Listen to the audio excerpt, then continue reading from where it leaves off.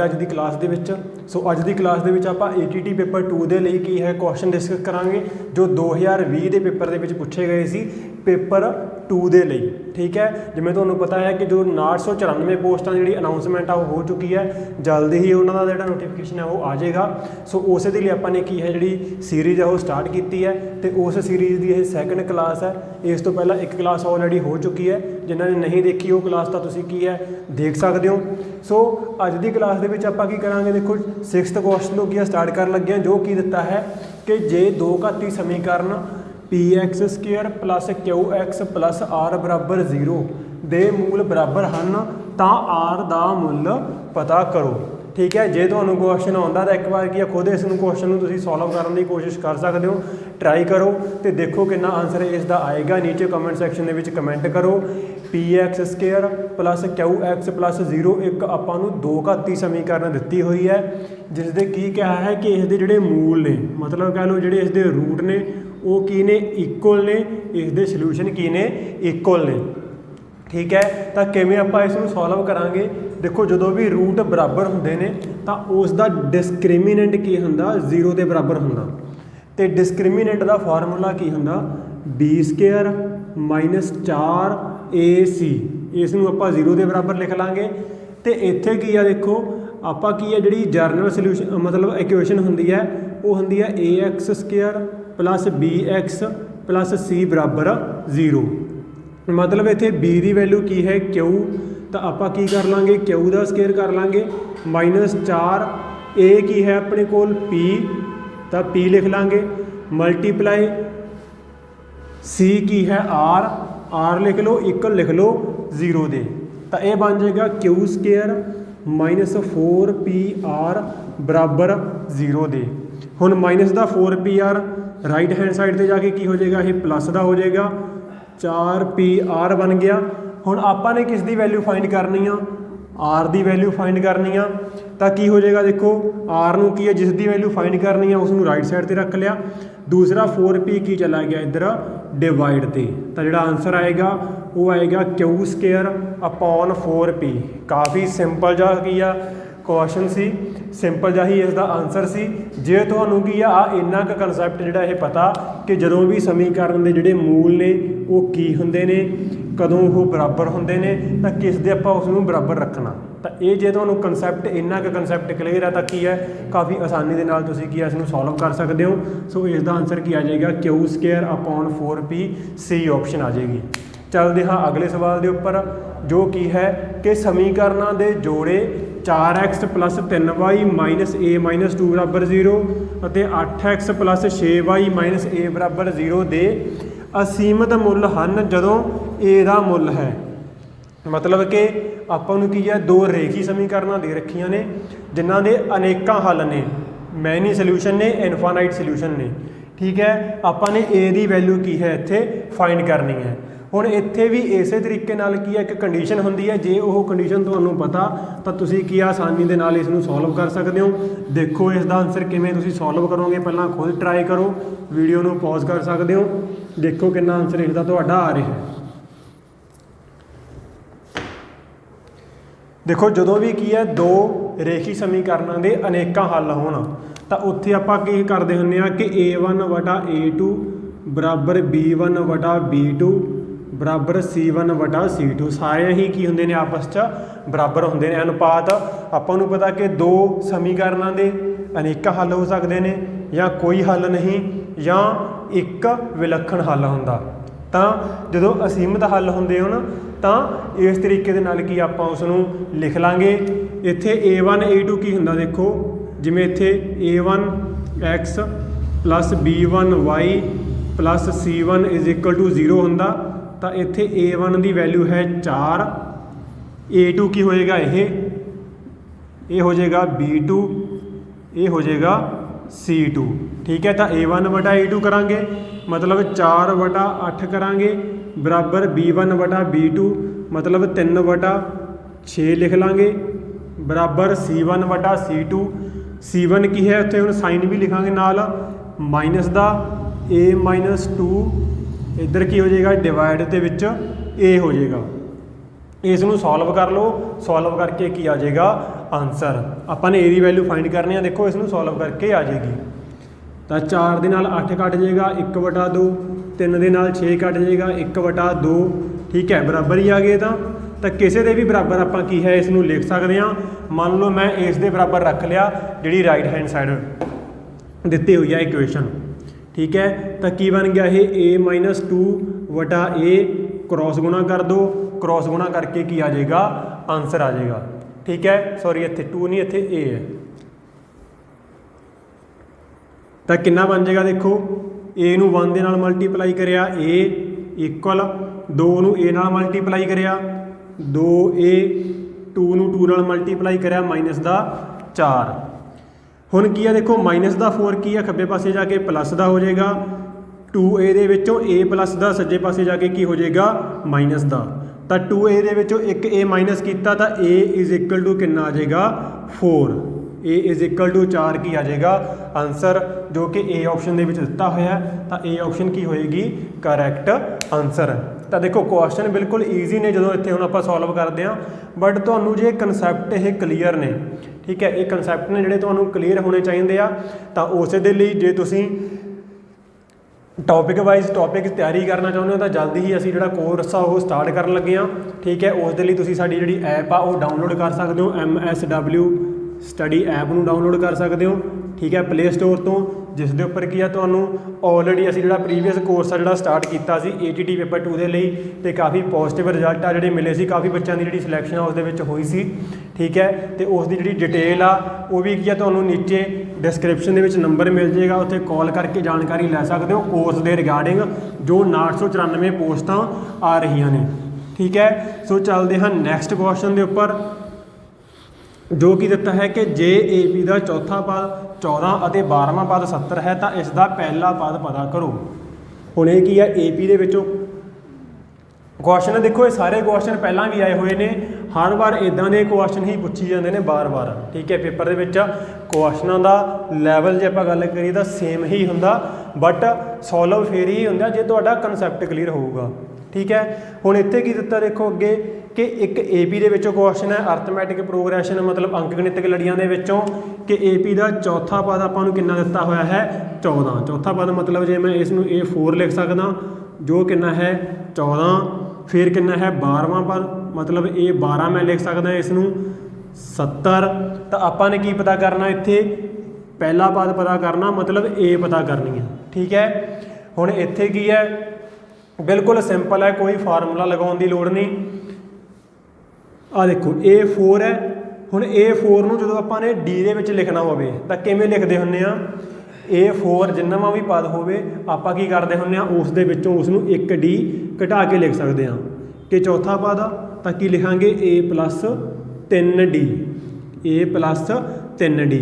12ਵਾਂ ਪਦ ਆ ਤਾਂ ਕੀ ਲਿਖਾਂਗੇ A+11D, ਠੀਕ ਹੈ। ਚੌਥਾ ਪਦ 14, 12ਵਾਂ ਪਦ 70। ਇਸ ਨੂੰ ਕੀ ਕਰ ਲਓ, ਸੋਲਵ ਕਰ ਲਓ ਵਿਲੋਪਨ ਵਿਧੀ, ਮਤਲਬ ਐਲੀਮੀਨੇਸ਼ਨ ਮੈਥਡ ਦੇ ਨਾਲ ਸਾਈਨ ਚੇਂਜ ਕਰ ਦਾਂਗੇ। ਦੇਖੋ A ਦੇ ਨਾਲ A ਕੱਟ ਗਿਆ, -11 + 3, -11 + 3 ਤਾਂ ਕੀ ਬਣ ਜਾਏਗਾ -8D ਬਣ ਜਾਏਗਾ, -70 + 14 ਤਾਂ ਮਾਈਨਸ ਹੋ ਕੇ ਕਿੰਨਾ ਬਣ ਜਾਏਗਾ -56 ਬਣ ਜਾਏਗਾ, ਮਾਈਨਸ ਦੇ ਨਾਲ ਮਾਈਨਸ ਕੱਟ ਜਾਏਗੀ, 8 ਕੀ ਆ ਇੱਧਰ ਡਿਵਾਈਡ ਹੋ ਕੇ D ਦੀ ਵੈਲਿਊ ਕਿੰਨੀ ਆ ਜਾਏਗੀ 7 ਆ ਜਾਏਗੀ 7। ਹੁਣ D ਆ ਗਈ, ਮਤਲਬ ਸਾਂਝਾ ਅੰਤਰ ਆ ਗਿਆ ਆਪਣੇ ਕੋਲ, ਕਾਮਨ ਡਿਫਰੈਂਸ। ਬਟ ਫਾਈਂਡ ਕੀ ਕਰਨਾ ਆਪਾਂ ਨੇ, ਪਹਿਲਾ ਪਦ ਪਤਾ ਕਰਨਾ, A ਪਤਾ ਕਰਨੀ ਆ। ਤਾਂ ਇਹਨਾਂ ਦੇ ਵਿੱਚੋਂ ਕਿਸੇ ਵੀ ਇਕੁਏਸ਼ਨ ਦੇ ਵਿੱਚ ਕੀ ਹੈ ਇਸ ਨੂੰ ਪੁੱਟ ਕਰ ਦਿਓ। ਮੰਨ ਲਓ ਕੀ ਹੈ ਇਹ ਫਸਟ ਇਕੁਏਸ਼ਨ ਆ, ਤਾਂ ਇਸ ਦੇ ਵਿੱਚ ਕੀ ਹੈ ਮੈਂ D ਦੀ ਵੈਲਿਊ ਪੁੱਟ ਕਰਤੀ ਇੱਥੇ, ਤਾਂ ਕੀ ਆ ਜਾਏਗੀ A ਆ ਜਾਏਗੀ। ਆ ਦੇਖੋ A+3 ਮਲਟੀਪਲਾਈ D ਕਿੰਨੀ ਆਈ ਹੈ 7 ਬਰਾਬਰ 14, ਤਾਂ A+7 × 3 21 ਬਰਾਬਰ 14, ਤੇ ਪਲੱਸ ਦਾ 21 ਸੱਜੇ ਪਾਸੇ ਜਾ ਕੇ ਕੀ ਹੋ ਜਾਏਗਾ ਮਾਈਨਸ ਦਾ ਹੋ ਜਾਏਗਾ। ਤਾਂ A ਦੀ ਵੈਲਿਊ ਕਿੰਨੀ ਆ ਜਾਏਗੀ -7। ਹੁਣ ਇੱਥੇ ਕਈ ਸਟੂਡੈਂਟ ਮਿਸਟੇਕ ਕਰਨਗੇ, +7 ਲਗਾਏ ਹੋਣਗੇ ਆਨਸਰ, ਕਿਉਂਕਿ ਆਪਸ਼ਨ ਦੇ ਵਿੱਚ +7 ਵੀ ਦਿੱਤਾ ਹੋਇਆ, ਬਟ ਆਪਣਾ ਆਨਸਰ ਕੀ ਆ ਜਾਏਗਾ -7 ਆਏਗਾ। ਸੋ ਆਈ ਹੋਪ ਕਿ ਤੁਹਾਨੂੰ ਸਮਝ ਆ ਗਿਆ ਹੋਊਗਾ। ਚੱਲਦੇ ਹਾਂ ਨੈਕਸਟ ਕੁਐਸਚਨ ਦੇ ਉੱਪਰ। ਹਾਂਜੀ, ਅਗਲੇ ਕੁਐਸਚਨ ਦੇ ਉੱਪਰ ਚੱਲਦੇ ਹਾਂ, ਜੋ ਕਿ ਦਿੱਤਾ ਹੈ ਦੇਖੋ। ਹੁਣ ਇਹ ਕੁਐਸਚਨ ਥੋੜਾ ਜਿਹਾ ਡਿਫੀਕਲਟ ਹੈ, बट ट्राई करने की कोशिश करो कि की दिता है एक चक्कर का खेत्रफल 22 वर्ग सेंटीमीटर 22 स्केयर सेंटीमीटर है ਦੇ ਨਾਲ ਵੱਧਦਾ है ਜਦੋਂ अर्ध व्यास 1 सेंटीमीटर ਵੱਧਦਾ है। ठीक है, मतलब कि ਜਦੋਂ ਆਪਾਂ ਕਿਸੇ ਚੱਕਰ ਦਾ ਜਿਹੜਾ अर्ध व्यास आ रेडियस है ਉਸ ਨੂੰ ਆਪਾਂ 1 सेंटीमीटर ਦੇ ਨਾਲ ਵਧਾ ਦਿੰਦੇ ਆ। ਪਹਿਲਾਂ ਇੰਨਾ ਸੀ ਜੇ ਆਪਾਂ ਕੀ ਹੈ ਉਸ ਦੇ ਵਿੱਚ 1 सेंटीमीटर ਐਡ ਕਰਕੇ ਉਸ ਨੂੰ ਕਿੰਨਾ ਕਰ ਦਈਏ r+1 ਕਰ ਦਈਏ ਤਾਂ ਉਸ ਦਾ ਜਿਹੜਾ ਪੂਰਾ ਦਾ ਪੂਰਾ ਖੇਤਰਫਲ ਹੈ ਉਹ ਪਹਿਲਾਂ ਨਾਲੋਂ ਕਿੰਨਾ ਵੱਧ ਜਾਏਗਾ 22 सेंटीमीटर ज़्यादा ਵੱਧ ਜਾਏਗਾ। ठीक है, 22 वर्ग सेंटीमीटर ज़्यादा ਵੱਧ ਜਾਏਗਾ। ਤਾਂ ਪਹਿਲਾਂ ਚੱਕਰ ਦਾ अर्ध व्यास ਕਿੰਨਾ ਸੀ ਉਹ ਆਪਾਂ ਨੇ ਪਤਾ ਕਰਨਾ। ਸੋ ਦੇਖੋ ਇੱਕ ਵਾਰ ਵੀਡੀਓ ਨੂੰ ਪੌਜ਼ ਕਰਕੇ ਖੁਦ 1-2 ਮਿੰਟ ਦੇ ਵਿੱਚ ਕੀ ਹੈ ਇਸ ਨੂੰ ਸੋਲਵ ਕਰਨ ਦੀ ਕੋਸ਼ਿਸ਼ ਕਰੋ। ਇਸ ਤੋਂ ਬਾਅਦ ਦੇਖਦੇ ਹਾਂ ਆਪਾਂ ਕਿੰਨਾ ਆਨਸਰ ਇਸ ਦਾ ਆਏਗਾ। ਕਾਫੀ ਇੰਪੋਰਟੈਂਟ ਕੁਐਸਚਨ ਹੈ, ਚੱਕਰ ਦੇ ਟੌਪਿਕ ਦੇ ਵਿੱਚੋਂ ਹੈ, ਤਾਂ ਦੇਖੋ ਇਸ ਨੂੰ ਸੋਲਵ ਕਰਕੇ ਫਿਰ ਆਪਾਂ ਕੀ ਹੈ ਸੋਲਵ ਕਰਦੇ ਹਾਂ। ਦੇਖੋ ਚੱਕਰ ਦਾ ਖੇਤਰਫਲ ਪਹਿਲਾਂ ਕੀ ਹੈ, ਮੰਨ ਲਓ ਜੇ अर्ध व्यास ਇਸ ਦਾ r ਸੀ, ठीक है, ਜਿਹੜਾ ਇਸ ਦਾ ਕੀ ਹੈ ਮੂਲ अर्ध व्यास ਜੋ ਦਿੱਤਾ ਹੈ ਉਹ ਮੰਨ ਲਓ ਕੀ ਹੈ r, ਤਾਂ ਇਸ ਦਾ ਖੇਤਰਫਲ ਕਿੰਨਾ ਹੋ ਜਾਏਗਾ, ਫਿਰ ਖੇਤਰਫਲ ਕਿੰਨਾ ਹੋ ਜਾਏਗਾ πr ਸਕੁਅਰ ਹੁੰਦਾ। ਉਸ ਤੋਂ ਬਾਅਦ ਕੀ ਹੈ अर्ध व्यास ਆਪਾਂ ਨੇ ਕੀ ਹੈ 1 सेंटीमीटर ਵਧਾਤਾ, r+1 ਹੋ ਗਿਆ, ਤਾਂ ਖੇਤਰਫਲ ਹੁਣ ਕਿੰਨਾ ਵੱਧ ਕੇ ਹੋ ਗਿਆ। ਠੀਕ ਹੈ, ਪਹਿਲਾਂ ਕਿੰਨਾ ਸੀ πr ਸਕੁਅਰ, ਹੁਣ ਉਸ ਦੇ ਵਿੱਚ ਕਿੰਨਾ ਵੱਧ ਗਿਆ 22 सेंटीमीटर ज़्यादा हो गया, 22 सेंटीमीटर ज़्यादा हो गया। मतलब ਜਿਹੜਾ ਨਵਾਂ अर्ध व्यास, ਹੁਣ अर्ध व्यास r नहीं रहा, ਹੁਣ अर्ध व्यास की हो गया r+1 हो गया। मतलब ਜਿਹੜਾ ਨਵਾਂ ਖੇਤਰਫਲ ਆਇਆ ਉੱਥੇ अर्ध व्यास की यूज़ करांगे ਆਪਾਂ r+1 यूज़ करांगे, πr+1 ਦਾ ਵਰਗ 1 ਦਾ ਸਕੁਅਰ ਮਾਈਨਸ ਪਹਿਲਾਂ ਕਿੰਨਾ ਸੀ ਇਹ πr ਸਕੁਅਰ ਸੀ। ਪਹਿਲਾਂ ਦੋਨਾਂ ਦੇ ਵਿੱਚ ਕਿੰਨਾ ਡਿਫਰੈਂਸ ਹੈ 22 सेंटीमीटर, 22 कह लो वर्ग सेंटीमीटर का की है डिफरेंस आ। तो यह की बन जाएगी एक इक्वेशन बन जाएगी जिसनों आप सॉल्व करके r की वैल्यू फाइंड करांगे। ये इक्वेशन याद रखो कि पहला कितना सी अर्ध व्यास r सी। ठीक है, पहला अर्ध व्यास r सी तो खेत्रफल कितना सी πr ਸਕੁਅਰ। ਹੁਣ अर्ध व्यास कितना हो गया r+1, तो खेत्रफल की हो गया πr+1 ਦਾ ਸਕੁਅਰ, ਤੇ ਦੋਨਾਂ ਖੇਤਰਫਲਾਂ ਦੇ ਵਿਚਕਾਰ ਕਿੰਨਾ ਡਿਫਰੈਂਸ ਹੈ 22 ਦਾ ਡਿਫਰੈਂਸ ਹੈ। ਠੀਕ ਹੈ, ਹੁਣ ਆਪਾਂ ਕੀ ਹੈ ਕਿਵੇਂ ਇਸ ਨੂੰ ਸੋਲਵ ਕਰਾਂਗੇ। ਦੇਖੋ r+1 ਦਾ ਸਕੁਅਰ, ਮਤਲਬ ਇੱਥੇ ਕੀ ਫਾਰਮੂਲਾ ਲਗਾਵਾਂਗੇ a+b ਸਕੁਅਰ ਦਾ ਫਾਰਮੂਲਾ ਲੱਗ ਜਾਏਗਾ। ਇਹ a+b ਸਕੁਅਰ ਕਾਹਦੇ ਬਰਾਬਰ ਹੁੰਦਾ a the square plus b the square, मतलब 1 ਦਾ ਸਕੁਅਰ प्लस 2ab, a कितनी है r, b कितनी है 1। ठीक है ना, a+b का square a square plus b square plus 2ab minus πr square एवं लिख लाँगे इक्वल टू 22। हुण की है पाई नूं अंदर मल्टीप्लाई कर दो, देखो कितना बन गया ये πr स्क्वायर, पाई नूं 1 दे नाल मल्टीप्लाई किया तो पाई आ जाएगा सेम, पाई नूं 2r दे नाल मल्टीप्लाई किया तो यह बन जाएगा 2πr माइनस πr स्क्वायर बराबर 22। हुण इस दे विच देखो ये πr स्क्वायर प्लस का ये πr स्क्वायर माइनस का, तो कट जाएंगे, तो की बच गया अपने कोल पाई प्लस 2πr बच गया गल्ला। तो इस दे विचों भी की करांगे आपां पाई कॉमन कढ लांगे, क्योंकि दोनों दे विच पाई इत्थे भी है पाई इत्थे भी है, कॉमन आ गया, तो की बच जाएगा इत्थे 1 बच जाएगा, इत्थे बच जाएगा 2r इक्वल टू 22।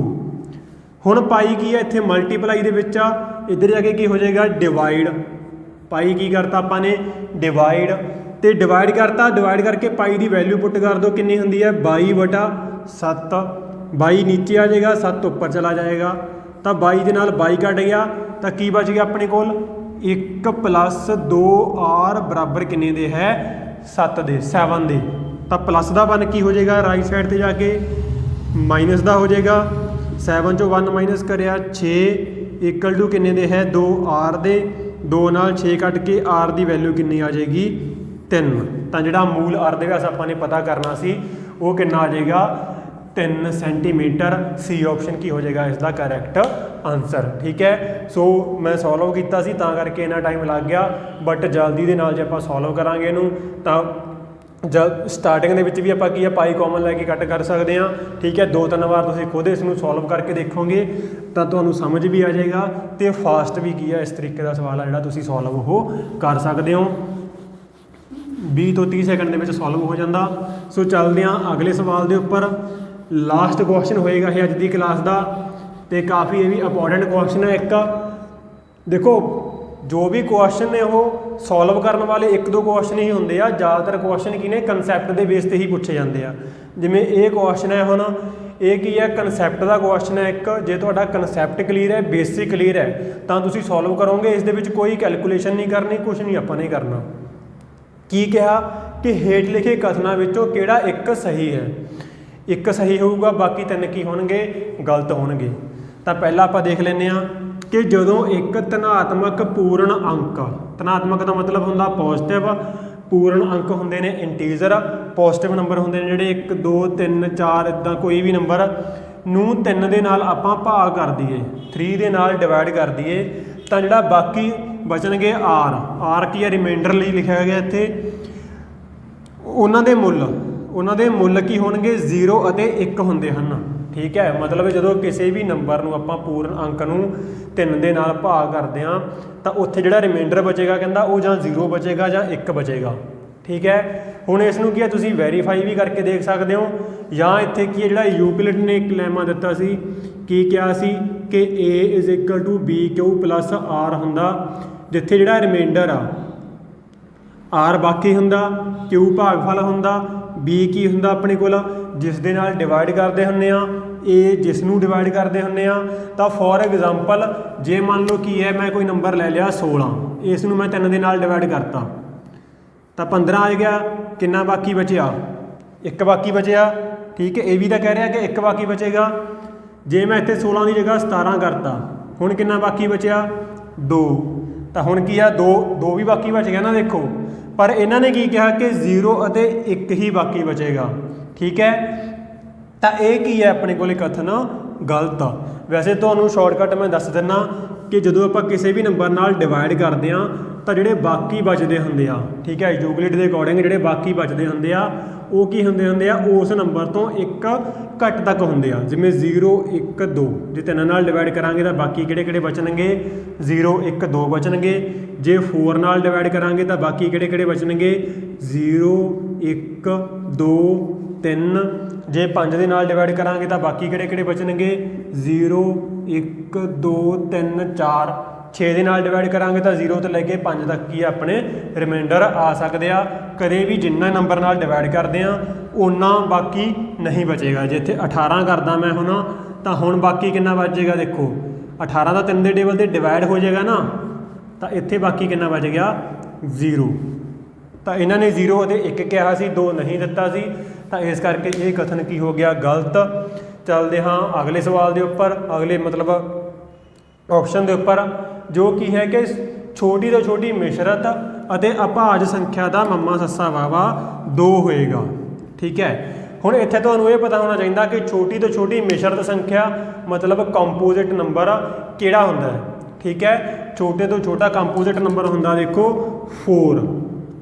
4 ਤੇ ਛੋਟੇ ਤੋਂ ਛੋਟਾ ਅਭਾਜ ਮਤਲਬ ਪ੍ਰਾਈਮ ਸੰਖਿਆ ਕਿਹੜੀ ਹੁੰਦੀ ਹੈ 2। ਠੀਕ ਹੈ, ਤੇ ਇਹਨਾਂ ਦਾ ਜਦੋਂ ਆਪਾਂ ਮੱਮਾ ਸੱਸਾ ਵਾਵਾ ਪਤਾ ਕਰਾਂਗੇ ਤਾਂ ਇਹਨਾਂ ਦੇ ਗੁਣਨਖੰਡ ਬਣਾ ਲਓ। 4 ਦੇ ਕਿਹੜੇ ਬਣਨਗੇ 2 × 2, 2 ਦੇ ਕਿਹੜੇ ਬਣਨਗੇ 2 × 1। ਤਾਂ ਦੋਨਾਂ ਦੇ ਵਿੱਚੋਂ ਜਿਹੜੇ ਸਾਂਝੇ ਨੇ, ਹੁਣ ਦੇਖੋ HCF ਆਪਾਂ ਇਵੇਂ ਪਤਾ ਕਰਦੇ ਹੁੰਦੇ ਆ ਕਿ ਜਿਨ੍ਹਾਂ ਦਾ HCF ਪਤਾ ਕਰਨਾ ਉਹਨਾਂ ਦੇ ਗੁਣਨਖੰਡ ਬਣਾਓ, ਜਿਹੜੇ ਉਹਨਾਂ ਦੇ ਵਿੱਚ ਸਾਂਝੇ ਨੇ ਉਹ ਕੀ ਆ ਜਾਂਦੇ ਆਪਣੇ ਕੋਲ HCF ਆ ਜਾਂਦਾ। ਜੇ ਨਹੀਂ ਪਤਾ ਤਾਂ ਉਸ ਦੇ ਲਈ ਕੀ ਹੈ ਤੁਹਾਨੂੰ ਦੇਖੋ ਬੇਸਿਕ ਹੈ ਜਿਹੜਾ ਕਨਸੈਪਟ ਹੈ ਉਹ ਕਲੀਅਰ ਹੋਣਾ ਪਊਗਾ। ਉਸ ਦੇ ਲਈ ਕੀ ਹੈ ਤੁਸੀਂ ਜਲਦੀ ਹੀ ਅਸੀਂ ਜਿਹੜਾ ਕੋਰਸ ਸਟਾਰਟ ਕਰਾਂਗੇ ਉਹ ਕੀ ਹੈ ਤੁਸੀਂ ਜੁਆਇਨ ਕਰ ਸਕਦੇ ਹੋ। ਚੈਨਲ ਦੇ ਨਾਲ ਜੁੜੇ ਰਹੋ, ਚੈਨਲ ਨੂੰ ਕੀ ਆ ਸਬਸਕ੍ਰਾਈਬ ਕਰ ਸਕਦੇ ਹੋ, ਆਪਣੇ ਜਿਹੜੇ ਹੋਰ ਫਰੈਂਡ ਨੇ ਉਹਨਾਂ ਨਾਲ ਸ਼ੇਅਰ ਕਰ ਸਕਦੇ ਹੋ। ਠੀਕ ਹੈ, ਤਾਂ ਕਿ ਜਦੋਂ ਵੀ ਕੀ ਹੈ ਅਸੀਂ ਕੋਰਸ ਸਟਾਰਟ ਕਰਾਂਗੇ ਜਾਂ ਕੋਈ ਕਨਸੈਪਟ ਦੀ ਕਲਾਸ ਲੈ ਕੇ ਆਉਂਦੇ ਹਾਂ ਤੁਹਾਡੇ ਤੱਕ ਜਿਹੜੀ ਕਲਾਸਾਂ ਨੇ ਉਹ ਪਹੁੰਚ ਸਕਣ। ਠੀਕ ਹੈ, ਹੁਣ ਇੱਥੇ ਇਹਨਾਂ ਨੇ 2 ਹੀ ਕਿਹਾ ਤਾਂ ਇਹੀ ਕੀ ਆ ਆਪਸ਼ਨ ਇਸ ਦਾ ਕਰੈਕਟ ਆਪਸ਼ਨ ਹੋਏਗੀ, ਜਾਂ ਕਹਿ ਲਓ ਇਸ ਦਾ ਆਨਸਰ ਹੋਏਗੀ। ਆਪਾਂ ਅਗਲੀਆਂ ਆਪਸ਼ਨਾਂ ਵੀ ਦੇਖ ਲੈਂਦੇ ਇੱਕ ਵਾਰ ਕਿ ਇੱਕ ਪਰਮੇਯ ਸੰਖਿਆ ਹਮੇਸ਼ਾ ਦਸ਼ਮਲਵ ਦੀ ਨੁਮਾਇੰਦਗੀ ਨੂੰ ਖਤਮ ਕਰਦਾ ਹੈ। ਹੁਣ ਇੱਥੇ ਵੀ ਤੁਹਾਨੂੰ ਦੇਖੋ ਪਤਾ ਹੋਣਾ ਚਾਹੀਦਾ ਕਿ ਪਰਮੇय ਸੰਖਿਆ ਕੀ ਜਿਹੜੀ ਇਹਨਾਂ ਦੇ ਕਹਿਣ ਦਾ ਮਤਲਬ ਕੀ ਹੈ ਕਿ ਉਸ ਦਾ ਜਿਹੜਾ ਦਸ਼ਮਲਵ ਹੈ ਉਸ ਨੂੰ ਉਹ ਖਤਮ ਕਰ ਦਿੰਦਾ, ਮਤਲਬ ਉਸ ਦਾ ਜਿਹੜਾ ਦਸ਼ਮਲਵ ਕੀ ਹੁੰਦਾ, ਇੱਕ ਸ਼ਾਂਤ ਆਵਰਤੀ ਹੁੰਦੀ ਹੈ। ਠੀਕ ਹੈ, ਪਰ ਆਪਾਂ ਨੂੰ ਪਤਾ ਕਿ ਆਪਾਂ ਨੇ ਪੜ੍ਹਿਆ ਹੁੰਦਾ ਕਿ ਜਦੋਂ ਆਪਾਂ 3.33 ਇਦਾਂ ਦੇ ਜਿਹੜੇ ਕੁਐਸਚਨ ਨੇ ਜਿਹੜੇ ਰਿਪੀਟ ਹੋ ਜਾਂਦੇ ਆ, ਠੀਕ ਹੈ, ਜਿਹੜੇ ਰਿਪੀਟ ਹੋ ਜਾਂਦੇ ਆ ਉਹਨਾਂ ਨੂੰ ਆਪਾਂ ਜਦੋਂ ਸੋਲਵ ਕਰਦੇ ਆ ਤਾਂ ਉਹਨਾਂ ਨੂੰ ਵੀ ਆਪਾਂ ਸੰਖਿਆਵਾਂ ਦਾ ਪਰਮੇय ਸੰਖਿਆ ਹੀ ਕਹਿੰਦੇ ਹੁੰਦੇ ਆ, ਬਟ ਉਹਨਾਂ ਦੇ ਵਿੱਚ ਦਸ਼ਮਲਵ ਖਤਮ ਨਹੀਂ ਹੁੰਦਾ, ਦਸ਼ਮਲਵ ਕੀ ਆ, ਰਿਪੀਟ ਹੋ ਜਾਂਦਾ ਹੁੰਦਾ। ਠੀਕ ਹੈ, ਇੱਥੇ ਦਸ਼ਮਲਵ ਤੋਂ ਬਾਅਦ ਜਿਹੜੀ ਵੈਲਿਊ ਹੈ ਉਹ ਰਿਪੀਟ ਹੋ ਜਾਂਦੀ ਹੁੰਦੀ ਹੈ, ਤਾਂ ਉਹਨਾਂ ਨੂੰ ਆਪਾਂ ਕੀ ਹੈ, ਟਰਮੀਨੇਟਿੰਗ ਨੋਨ ਟਰਮੀਨੇਟਿੰਗ ਰੀਕਰਿੰਗ ਕਹਿੰਦੇ ਹੁੰਦੇ ਆ ਕਿ 12 ਦੁਬਾਰਾ ਤੋਂ ਰੀਅਕਰ ਹੋ ਰਹੇ ਆ। ਠੀਕ ਹੈ, ਤਾਂ ਉਹ ਵੀ ਪਰਮੇय ਸੰਖਿਆ ਹੁੰਦੀਆਂ ਨੇ, ਪਰ ਇਹਨਾਂ ਨੇ ਕਿਹਾ ਕਿ ਪਰਮੇय ਸੰਖਿਆ ਦੇ ਵਿੱਚ ਦਸ਼ਮਲਵ ਆ ਜਿਹੜਾ ਉਹ ਖਤਮ ਹੋ ਜਾਂਦਾ, ਤਾਂ ਇਹ ਕੀ ਹੈ, ਇੱਕ ਫਾਲਸ ਸਟੇਟਮੈਂਟ ਹੈ। ਠੀਕ ਹੈ, ਕਥਨ ਕੀ ਹੈ, ਇਹ ਫਾਲਸ ਹੈ, ਗਲਤ ਹੈ। ਅੱਗੇ ਕੀ ਕਿਹਾ ਹੈ, √2/2 ਇੱਕ ਪਰਮੇय ਸੰਖਿਆ। ਆਪਾਂ ਨੂੰ ਕੀ ਪਤਾ ਕਿ ਜਦੋਂ ਵਰਗਮੂਲ ਦੇ ਵਿੱਚ ਕਹਿ ਲਓ ਰੂਟ ਦੇ ਵਿੱਚ ਇੱਕ ਅਭਾਜ ਸੰਖਿਆ ਆ ਜਾਂਦੀ ਹੈ ਤਾਂ ਉਹ ਸੰਖਿਆ ਪਰਮੇय ਨਹੀਂ ਰਹਿੰਦੀ, ਉਹ ਇੱਕ ਅਪਰਮੇय ਸੰਖਿਆ ਹੁੰਦੀ ਹੈ, ਤਾਂ ਇਹ ਵੀ ਕੀ ਹੈ, ਫਾਲਸ ਹੈ। ਤਾਂ ਆਪਣਾ ਜਿਹੜਾ ਕਰੈਕਟ ਆਨਸਰ ਆ ਗਿਆ ਉਹ ਕੀ ਹੈ, ਬੀ ਆਪਸ਼ਨ। ਤਾਂ ਇਹ ਦੇਖੋ ਹਰੇਕ ਆਪਸ਼ਨ ਦੇ ਵਿੱਚ ਕੀ ਹੈ, ਇੱਕ ਕਨਸੈਪਟ ਲੁਕਿਆ ਹੋਇਆ, ਇੱਕ ਕਨਸੈਪਟ ਬਣਦਾ, ਉਸ ਦੇ ਉੱਪਰ ਅੱਗੇ ਕੀ ਹੈ, ਮਤਲਬ ਇੱਕ ਪੂਰੀ ਦੀ ਪੂਰੀ ਕਲਾਸ ਆ ਜਿਹੜੀ ਉਹ ਬਣ ਸਕਦੀ ਹੈ ਹਰੇਕ ਟੌਪਿਕ, ਹਰੇਕ ਕਹਿ ਲਓ ਇੱਕ ਇਹ ਸਟੇਟਮੈਂਟ ਦੇ ਉੱਪਰ। ਠੀਕ ਹੈ, ਸੋ ਅੱਜ ਦੀ ਕਲਾਸ ਦੇ ਵਿੱਚ ਇੰਨਾ ਹੀ। ਕਲਾਸ ਕਿਵੇਂ ਦੀ ਲੱਗੀ ਜ਼ਰੂਰ ਦੱਸਿਓ, ਜੇ ਵਧੀਆ ਲੱਗਦੀ ਤਾਂ ਇਸ ਨੂੰ ਲਾਈਕ ਅਤੇ ਸ਼ੇਅਰ ਕਰ ਸਕਦੇ ਹੋ। ਜੇ ਕਲਾਸ ਦੇ ਵਿੱਚ ਕੋਈ ਕਮੀ ਲੱਗਦੀ ਹੈ ਤਾਂ ਨੀਚੇ ਕੀ ਕਮੈਂਟ ਦੇ ਵਿੱਚ ਕੀ ਤੁਸੀਂ ਕਮੈਂਟ ਕਰਕੇ ਦੱਸ ਸਕਦੇ ਹੋ। ਸੋ ਮਿਲਦੇ ਹਾਂ ਅਗਲੀ ਕਲਾਸ ਦੇ ਵਿੱਚ। Thank you.